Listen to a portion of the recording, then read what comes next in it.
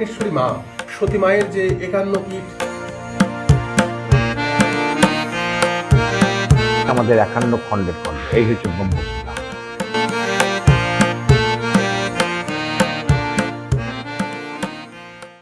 এখন আমরা যাচ্ছি কিরিটেশ্বরী মন্দিরে। পিছনের যে রাস্তাটা দেখতে পাচ্ছেন এটা ধরে সোজা গিয়ে রাইট টার্ন নিলেই আপনারা দেখতে পাবেন কিরিটেশ্বরী মন্দির। তাহলে চলুন মন্দিরটি আমরা ঘুরে দেখে নিই। আমি এখন দাঁড়িয়ে আছি গুপ্ত কিরিটেশ্বরী মায়ের মন্দিরের সামনে। মন্দির চত্বরে অনেক দোকান আছে যেখানে আপনারা পুজো দেওয়ার সকল প্রয়োজনীয় সামগ্রী সহজেই পেয়ে যাবেন। মন্দিরের ভিতরে প্রবেশ করতেই বাম দিকে চোখে পড়বে একজোড়া প্রাচীন শিব মন্দির। প্রতিদিন অসংখ্য ভক্ত এখানে আসেন এবং নিষ্ঠা ও ভক্তির সঙ্গে বাবা মহাদেবের পুজো অর্চনা করে থাকেন।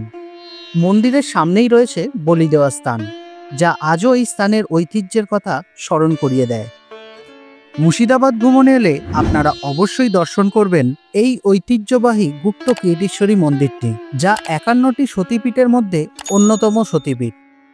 এই স্থানে দেবী সতীর কিরিট অর্থাৎ মুকুট পতিত হয়েছিল।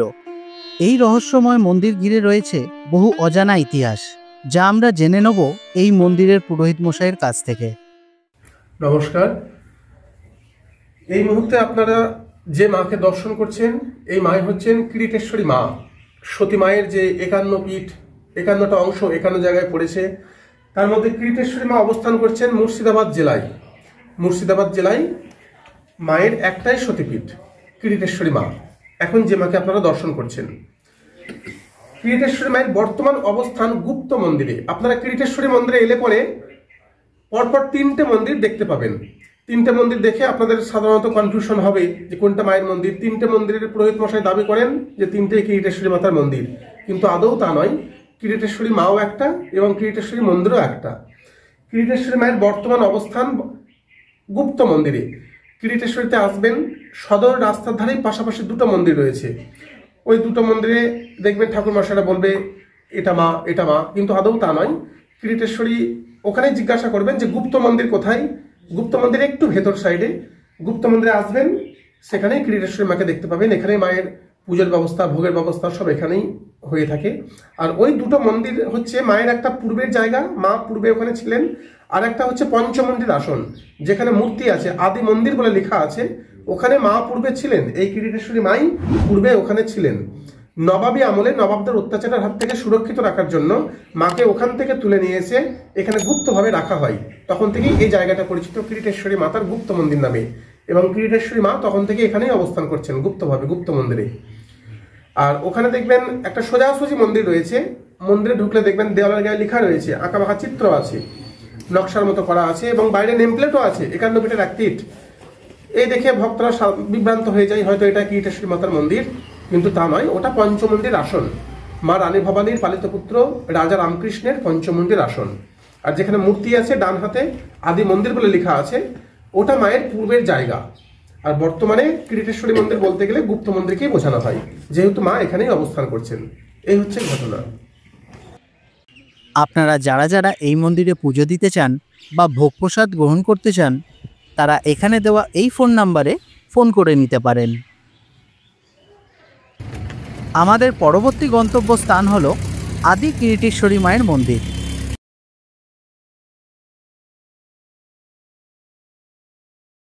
আগে যে মন্দিরটি আপনাদের দেখালাম সেটি ছিল গুপ্ত কিরিটেশ্বরী মন্দির, আর এখন যে মন্দিরটা দেখাবো এটাও কিরিটেশ্বরী মন্দির, কিন্তু এই কিরিটেশ্বরী মন্দির নিয়ে কিছু কনফিউশন আছে।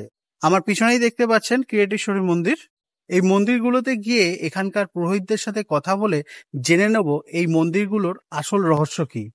তাহলে চলুন গিয়ে দেখে নিই এই কিরিটেশ্বরী মন্দিরের পুরোহিত আমাদের কি বলতে চাইছে।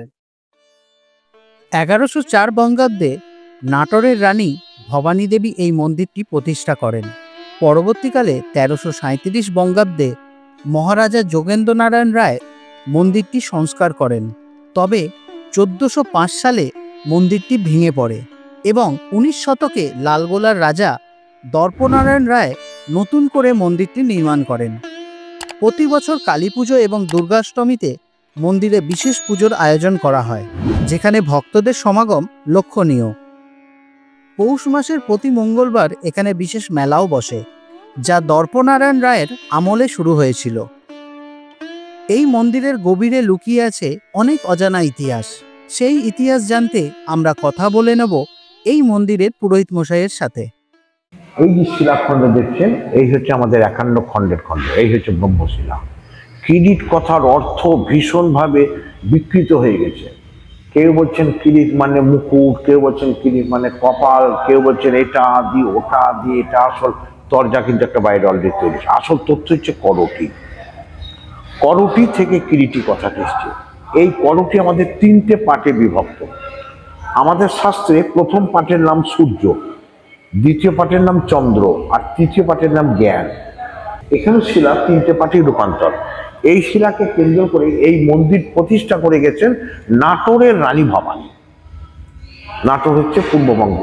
নকশার মধ্যে মাকে দেখুন ত্রিনয়নী জিহ্বা, কিন্তু বাকি যে নকশা দেখছেন এটা কিন্তু লতাপাতা নয়, এটা হচ্ছে বৌদ্ধ তন্ত্রের শ্রীযন্ত্র। প্রাচীন যুগে এখানে এক সময় বৌদ্ধ তন্ত্রের ভীষণ প্রভাব ছিল তিব্বতী তান্ত্রিকদের। এবার নকশা ছেড়ে দিন, এবার আপনারা খিলানটাকে বোঝার চেষ্টা করুন, এই আর্চটাকে, খোপটাকে। এটা কিন্তু সম্পূর্ণ ইসলামিক আর্কিটেকচার। আগ্রার তাজমহলের গেটে, ইমামবাড়ার গেটে, মসজিদ গেটে পাবেন এই আর্চটা।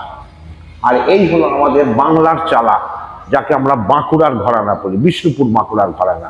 আমাদের তো বিষ্ণুপুর বাঁকুড়ায় বাংলার স্থাপত্য, তাই কালীঘাট, দক্ষিণেশ্বর, তারাপীঠ, নলাটেশ্বরী, কিরিটেশ্বরী বাংলার স্থাপত্য। তাহলে এখানে বৌদ্ধ পেলাম, ইসলাম পেলাম, হিন্দু পেলাম। বাইরে বেরিয়ে মায়ের মন্দিরের চালটাকে লক্ষ্য করবেন, সেখানেও অদ্ভুত এক গঠন শৈলী। বাইরে গিয়ে দেখবেন ভেতরটা দেখুন, স্টেট চাল, 4 চালা, ত্রিকোণ আকৃতি। এখানে রানী ভবানী যা দিয়েছেন সম্পূর্ণ হিন্দু স্থাপত্য, কোনো দ্বিমত নাই। অথচ এই চালটাকে যখন আপনি বাইরে গিয়ে দেখবেন তখন দেখবেন এর গঠন শৈলীটা আছে এরকম। এখানে আবার 4 চালা হয়ে গেল হিন্দু স্থাপত্য, পেটটা হয়ে গেল ইসলামী স্থাপত্য, আর অগ্রভাগটা হয়ে গেল বৌদ্ধ স্থাপত্য। এটাকে বলা হয় প্যাগোডা। এই অদ্ভুত একটা ইতিহাস রানী ভবানী আজ থেকে 300 বছর আগে দিয়ে গেছিলেন। 2023 সালে ভারত সরকার হেরিটেজ ঘোষণা করেছে। রানী ভবানী এই মূর্তি রক্ষা করে গেছে। এই হচ্ছে কিরিটেশ্বরী মায়ের মূল মূর্তির ছবি। এটা এই মূর্তি নাটোরের রানী ভবানী রক্ষা করে গেছে। নিরাপত্তার কারণে এই মূর্তিটি কিন্তু বাইরে থাকে, এই মূর্তি মন্দির চত্বরে থাকে না। পৌষ মাসের মঙ্গলবার দুপুর 1টা থেকে সন্ধ্যে পর্যন্ত কেউ কোনোদিন যদি এখানে আসতে পারেন, তাহলে এই মূর্তি আপনাদের সরাসরি দর্শন হবে শিলার উপরে রাত বেশে। যেহেতু আমাদের পৌষ পর্বটা মিটে গেল, তাই 1 বছর কাল মা নিরাপত্তার জায়গায় চলে গেল, তাই একটা ছবি রেখেছি আপনাদের দর্শন করা যায়। এই মূর্তির গুরুত্ব কি? রানী ভবানী নিরাপত্তার প্রয়োজন মনে করে গেলেন কেন?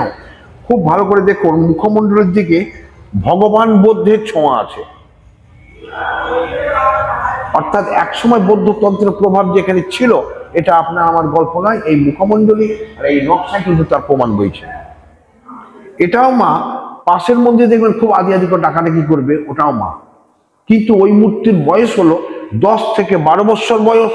স্বাভাবিক কারণে ঐতিহাসিক গুরুত্ব নাই বলে তালার উপরে ভরসা করে আছে। এটা যেহেতু ঐতিহাসিক গুরুত্ব আছে, তাই নিরাপত্তার প্রয়োজনে আছে মা দুটোই। এর পিছন বরাবর একটা ধ্বংস মন্দির ছিল। আজ থেকে 1 বছর আগে একটা পুরো মন্দির ওখানে দেখতে পেতেন, যদিও নেটে দেওয়া আছে, সার্চ করে বের করবেন। একটা বাঁকুড়ার ঘরানার স্থাপত্য, 900 বছরের স্থাপত্য দাঁড়িয়ে ছিল। সরকার এই হেরিটেজ ঘোষণা করার পর ওই মন্দির ফেলে দেওয়া হয়েছে, ফেলে ওখানে আবার নতুন করে একটা স্ট্রাকচার তৈরি করা হলো। মুশকিল হলো ইতিহাস যা ছিল তা কিন্তু ফিনিশ, শুরু হয়ে গেল আবার একটা ব্যবসা জায়গা। সামলাবাজে ঢুকবেন, দেখবেন ওর দেওয়ালে আদি লেখা হয়েছে, আবার লাল কাপড়ে ঢেকেছে, আবার একটা পেতলের মূর্তি এসছে, আরেকজন বলছে এটাই আদি, এটাই আদি, এটাই আদি, এরকম শুরু হয়ে গেছে। সর্বত্র শুরু হয়েছে, কিন্তু সেই ব্যতিক্রম কেন? এই ইতিহাসটা ইতিহাসের জায়গাতেই দাঁড়িয়ে আছে, মা সর্বত্র। আদি কিরিটেশ্বরী মন্দির কেবল একটি তীর্থস্থান নয়, এটি এক আধ্যাত্মিক রহস্যময় স্থান, যেখানে ইতিহাস, ধর্ম আর ভক্তির মেলবন্ধন ঘটে। ভিডিওটি আজ এখানেই শেষ করছি, দেখা হবে আরেকটি নতুন ভিডিওতে। আর ভিডিওটি যদি আপনাদের ভালো লেগে থাকে, চ্যানেলটি সাবস্ক্রাইব করে নেবেন, পাশে থাকা বেল আইকনটিকে প্রেস করে দেবেন, আর লাইক, কমেন্ট, শেয়ার করতে কিন্তু ভুলবেন না। সবাই ভালো থাকবেন, সুস্থ থাকবেন, সবাইকে ভালো রাখবেন। নমস্কার।